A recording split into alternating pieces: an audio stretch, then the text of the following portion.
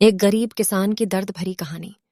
जून का महीना था। चिलचिलाती धूप में रामलाल अपने मन में बड़बड़ाता हुआ जा रहा था। धूप इतनी तेज थी कि जमीन भी आग सी तप रही थी। रामलाल के पैर में चंपल भी नहीं थी। वो नंगे पैर लंबे लंबे पगों से आगे बढ़ता जा रहा था। उसको अपनी नहीं बल्कि अपने खेतों की बहुत ज्यादा फिक्र थी। जंगली भुंडों के झुंड खेतों में आते थे और कुछ ही मिनटों में खेत को नहस तहस कर देते थे। रामलाल के खेत में इस साल बहुत ही अच्छी तरबूजे की फसल लगी थी, जिसे देखकर उसकी जान में जान आती थी। उसके पास पैसा नहीं था, लेकिन उसने गांव के ही एक जमींदार से पैसा उधार लिया हुआ था, जिस पर जमींदार का ब्याज बहुत तेजी से बढ़ा जा रहा था। रामलाल मन ही मन में सोच रहा था, इस बार तरबूजे बेचकर जमींदार का सारा कर्ज चुकाऊंगा और इसके बाद अपनी बीबी के लिए एक अच्छी सी साड़ी और अपने लिए एक कुर्ता खरीद लूंगा। बच्चों के पास भी कपड़े नहीं है, उन्हें भी कुछ ना कुछ देना पड़ेगा। आगे सर्दी भी आने वाली है, जिसके लिए रजाई और कंबल भी लेना पड़ेगा। वह यही सब अपने मन में बड़बड़ाते हुए खेतों की तरफ जा रहा था। उसे अपने पैरों की फिक्र नहीं थी। आम आदमी तो ऐसी गर्मी में नंगे पैर नहीं चल पाता, लेकिन रामलाल अपने मन में सपने देखता हुआ अपने खेतों की ओर बढ़ता चला जा रहा था। खेत के पास पहुंचते ही रामलाल गदगद हो गया।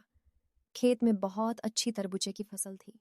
वह हर समय खेत में ही आते जाते रहता था, क्योंकि अगर धोखे से भी भुंड आ गया तो उसका पूरा का पूरा खेत कुछ ही समय में खत्म हो जाएगा और उसके सपने मिट्टी में मिल जाएंगे। इसलिए रामलाल दिन में और रात में पूरा समय खेत में ही गुजारता था।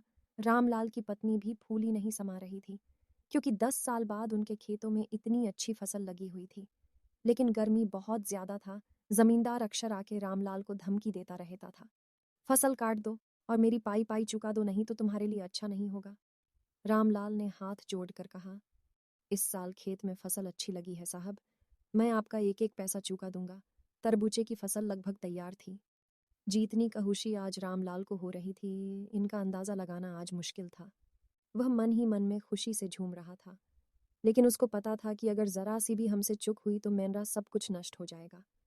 रात में भी वह जरा सी आहट से भी उठ के बैठ जाता, अपने खेत में इधर उधर देखता और आकर फिर से सो जाता।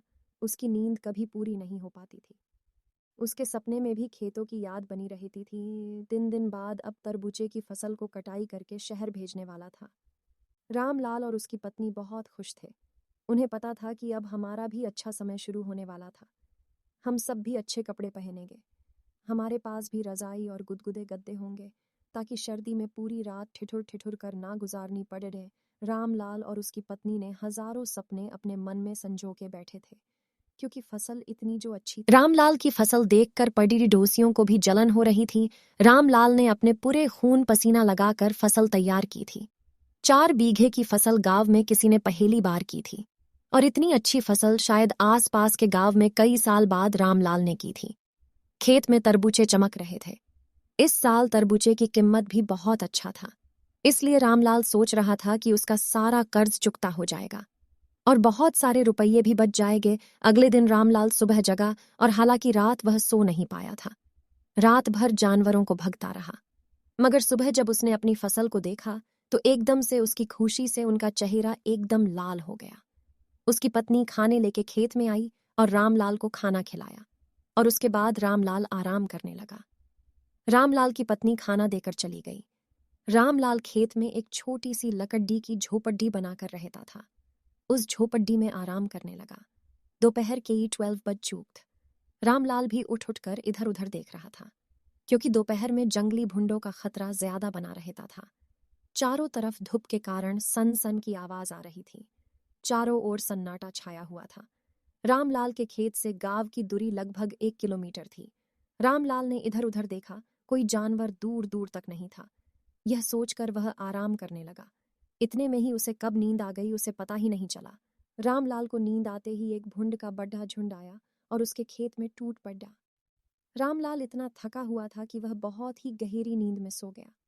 उसे कुछ पता ही नहीं चला और भूंड ने उनके खेत को कुछ ही मिनट में पूरी तरह से तहस नहस कर दिया। सारे तरबूजे और पौधे पूरी तरह नष्ट कर दिया। रामलाल नींद में सपने देख रहा था। भुंडों ने पूरा का पूरा खेत साफ कर दिया। दोपहर को 3 बजे के आसपास जब रामलाल की पत्नी खेत में आई, तब खेत में उस समय सिर्फ 2 ही भुंड घूम रहे थे। बाकी खेत पूरी तरह से साफ हो गया था।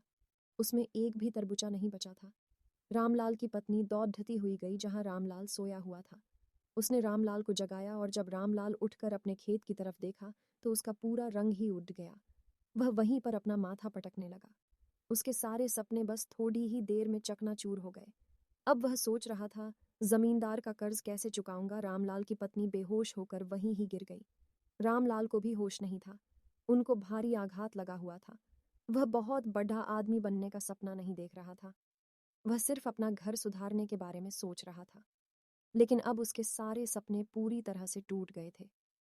रामलाल और उसकी पत्नी की आंखें खेत को देखकर पत्थरा सी हो गई थीं। खेत में चर रहे दो भुंड भी अब जा रहे थे। शायद उनका भी पेट भर गया था। खेत में ऐसा कुछ भी नहीं बचा था कि उसे जानवर भी खा सके।